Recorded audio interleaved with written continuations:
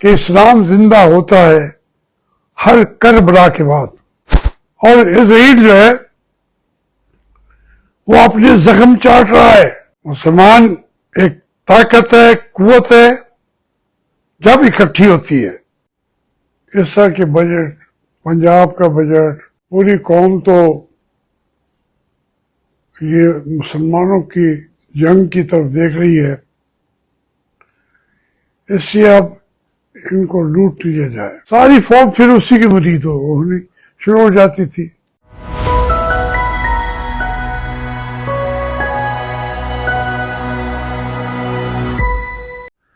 بسم اللہ الرحمن الرحیم۔ میرے بچوں، السلام علیکم۔ اس وقت ہمارے ملک کے اندر بھی بجٹ پہ بھی تقریریں بھی ہو رہی ہیں، فیصلے بھی کیے جا رہے ہیں، اور اس مرحلے پہ جو بحیثیت قوم مسلمان ایران میں یا غزہ کی پٹی کے اندر فلسطینیوں کے ساتھ ہو رہا ہے، اس کو بھی نظر انداز نہیں کر سکتے۔ ایک تو ہم دیکھتے ہیں کہ ہماری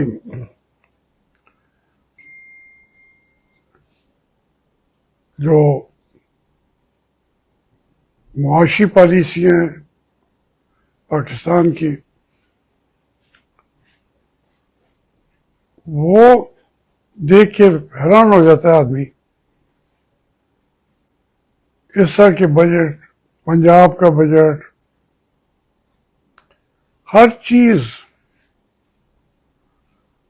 وہ سمجھتے ہیں کہ اب پوری قوم تو یہ مسلمانوں کی جنگ کی طرف دیکھ رہی ہے، اس لیے اب ان کو لوٹ لیا جائے۔ اپنا پرانا کام انہوں نے شروع کر دیا ہے۔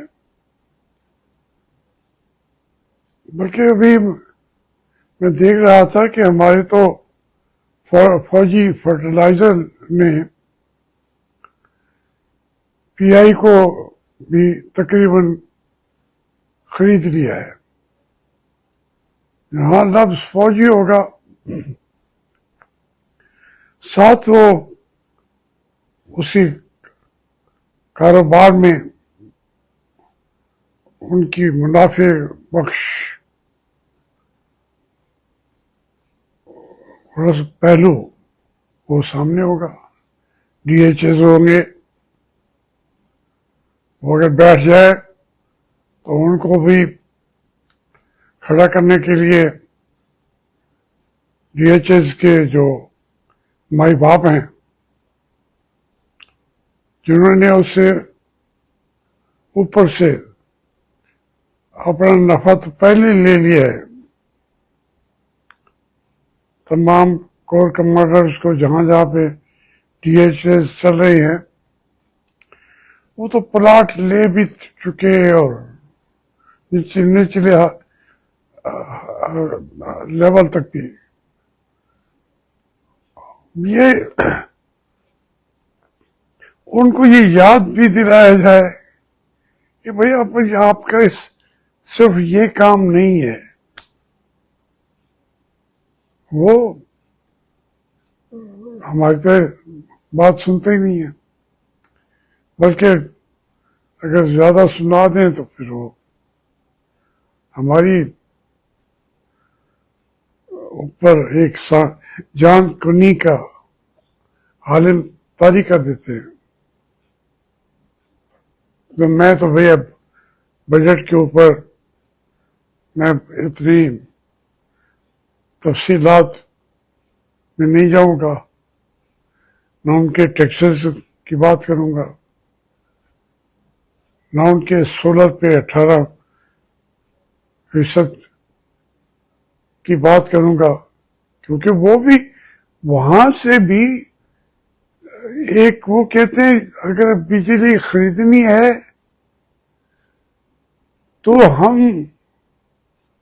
جو کمپنیاں بنائی ہوئی ہیں ہم نے ان سے وعدہ کر رکھا ہے کہ آپ کو تو ہم نے پیسے دینے ہی دینے ہیں، تو کہاں سے دیں گے بھائی؟ تو ہم اپنے ملک کے لوگوں کو پھنسا کے لوٹیں گے، کہانی کوئی بندہ بتائیں گے، بیچ میں چیز کوئی اور نکل آئے گی، اور یہ قوم بھی یہ سہتی آئی ہے، اور اس کے لیے ضروری ہے کہ یہ قوم جاہل ہو۔ اگر سارے کے سارے پڑھ جائیں، تھوڑے بہت پڑھتے ہیں وہ تو ایجوکیشن لیتے ہیں، وہ تو ملک کا چلانے کا ایک قسم کا ہرکارے بن جاتے ہیں، وہ تنخواہیں کماتے ہیں، ملک کو لوٹنے والوں کے ساتھ شامل ہو جاتے ہیں۔ اسی طرح یہاں کے جو ڈھانچے میں فیوڈل ہیں، اب وہ فیوڈل سے زیادہ ان کی جو اولادیں ہیں وہ بیوروکریٹ بن چکے ہیں، وہ بیوروکریسی ان کے بچے کچے فیوڈل ڈھانچے کو سپورٹ دیتی ہے، وہ وہاں سے مزید بچوں کو پیدا کر کے پڑھانے کے قابل بناتے ہیں۔ تو فیوڈل تو اس میں ایک بھی فیوڈل نہیں ہے جو 76 سال میں کبھی نقصان نہیں کیا ہو۔ کام کرنا نہیں ہے، حکومت کرنی ہے، رستے کون سے ہیں؟ پھر اسی طریقے کہ یہ اب دیکھیں کہ یہ آپ اپنی پنجاب میں، سندھ میں، سرحد میں سوری اس کو پختون خیبر خواہ میں، خیبر پختونخوا میں ساری وہی فیملیاں انٹیکٹ ہے، ان میں آدھے اب ہمیں پڑھانے والے ہو گئے ہیں۔ ملک کے اندر وہ تو لوٹ ماٹ کا وہی سلسلہ ہے، اور ہر جگہ پہ پیر بھی ہیں۔ آپ ذرا کسی ایک پیر کی فیملی بڑھتے گئے ہیں، لوٹ رہے ہیں، کیونکہ قوم تو جہل ہے۔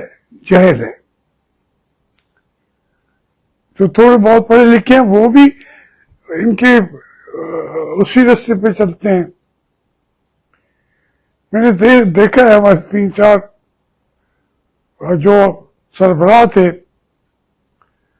وہ جا کے پیروں سے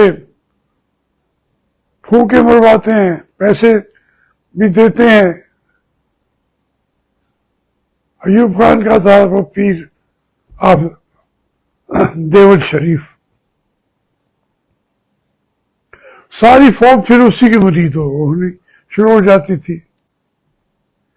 اسی طریقے سے ہمارے جو ضیاء صاحب کا بھی کوئی پیر ہوتا تھا، اسی طریقے سے بے نظیر کا بھی پیر تھا، اور نواز شریف تو پیروں کو اس طریقے سے ان سے جا کے جو وہ کہتے تھے یہ وہ کرتے تھے۔ ہمارے بڑے جنرل یحییٰ خان، وہ اتنی کہانیاں ہیں کہ پیری مریدی سے زیادہ منفعت بخش کاروبار ہے ہی نہیں۔ یہ ہے پاکستان کا چہرہ۔ میں ادھر چلا جاؤں گا تو بہت، میں تو اس پیری مریدی سسٹم کا میں جانتا ہوں، حصہ ہوں. مجھے اللہ نے کرم کیا ہے، میں نے میں تو مولانا مودودی کا مرید ہوں. جو انہوں نے لکھا ہے، پڑھا ہے، زیادہ تر میرا عثمان میں تو میں نے جس حد تک مجھے ضرورت ہوتی ہے اس حد تک میرے پیری مریدی یہ ہے. وہ تو نہ تعویذ لکھنے والے اس کے بھی خلاف، پیری مریدی نظام کے بھی خلاف. یہ تو ایک بات میں کر رہا تھا. پھر اپنے ملک کے اندر ٹیکسوں کا نظام ہے، پھر بلوچستان کے اندر سردار ہیں، وہ سردار ختم تو نہیں ہوئے. جتنا آپ بے شک لسٹوں کو اکٹھا کر لیں تو ان کا جو ہوگا سردار، وہی اسی کو کہیں گے یہ ہے صحیح معنی میں ترقی پسند. ترقی ہے نہیں.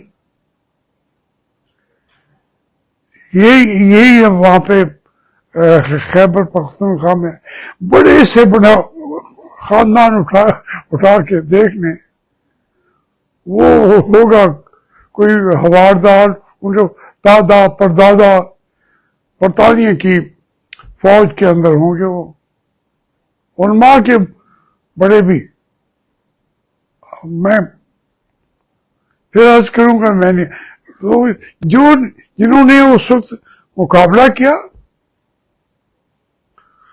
انگریزوں کا صحیح معنوں میں، ان کو تو انہوں نے مٹا دیا، ان کا کہیں نام بھی نہیں ہے. یہاں پہ نئے پیر ہیں، نئے علماء کرام ہیں، نئے. تو یہ تو ہمارے گھر کی حالت ہے. اب علامہ اقبال نے، اس کا شعر تھا میرے سامنے، تو میں نے اپنی فیس بک پہ لگا دیا، جس میں وہ کہہ رہا ہے کہ تہران ہو اگر کوئی مشرق کا جنیوا. تو اس کی ایک شاعر کی خواہشات ہیں، نظریں اس کے پڑتی ہیں.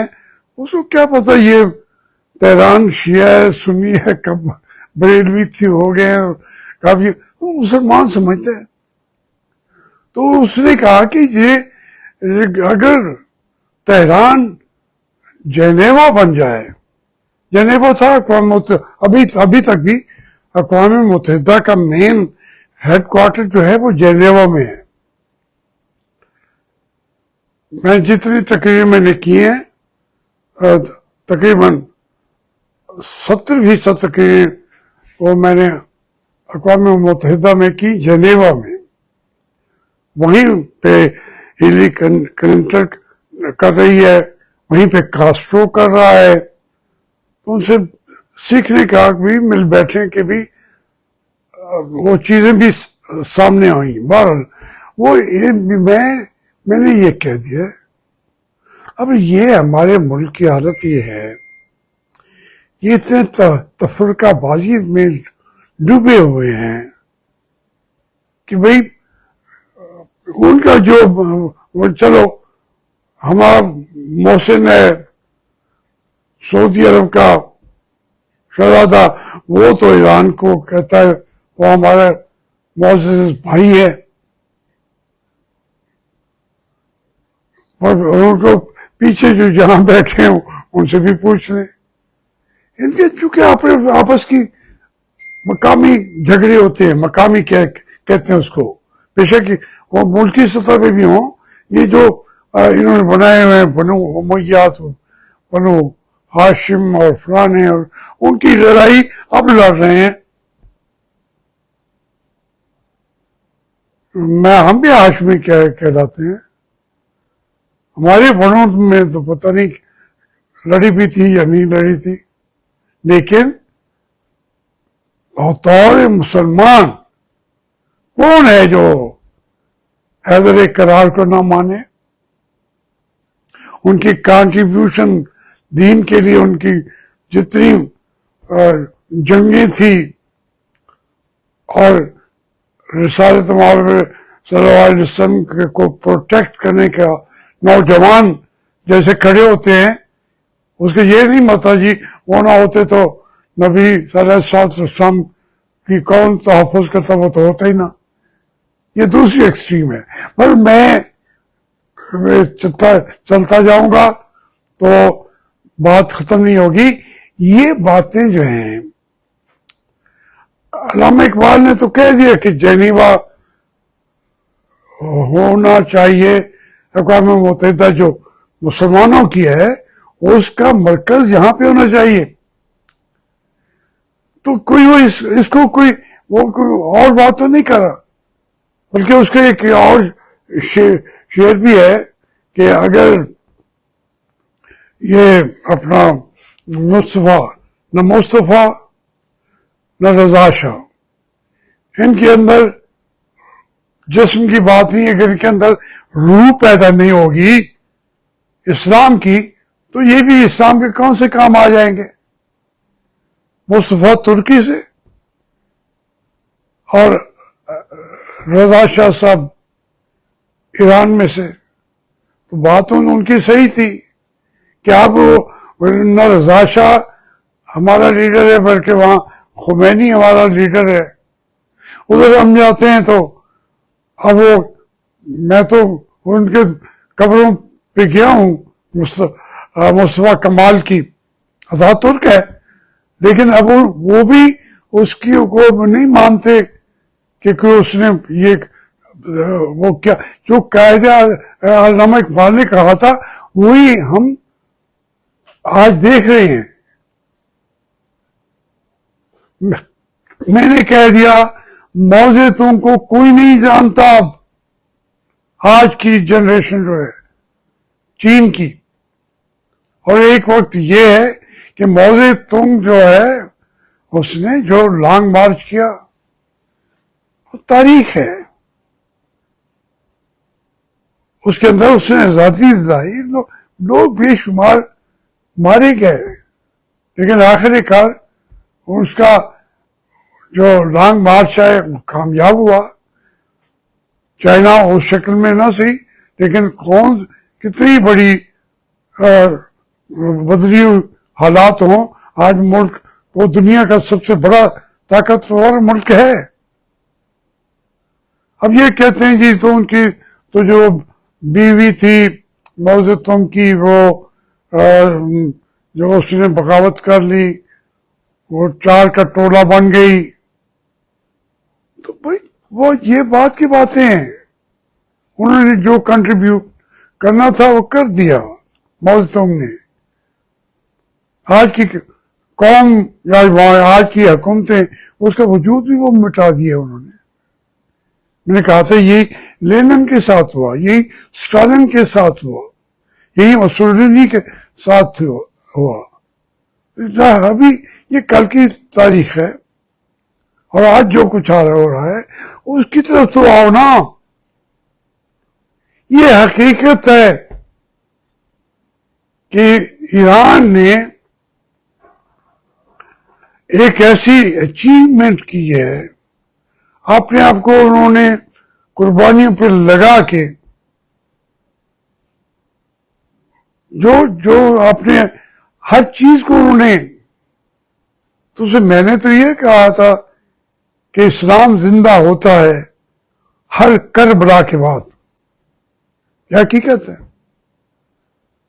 اگر اسی کے حسین کو نہیں مانو گے نہ مانو، میرا تو ایمان یہی ہے کہ اسلام زندہ ہوتا ہے ہر کربلا کے بعد. اقبال کو آپ کچھ مانے نہ مانے، اب عملی طور پر آگے جا رہے ہیں. آج حالات بہت بہتر ہیں. سعودی عرب کیا وہ جو اردن کا بادشاہ ہے وہ بھی حتیٰ کہ اب تو وہ جولیانی جو ہے شام والا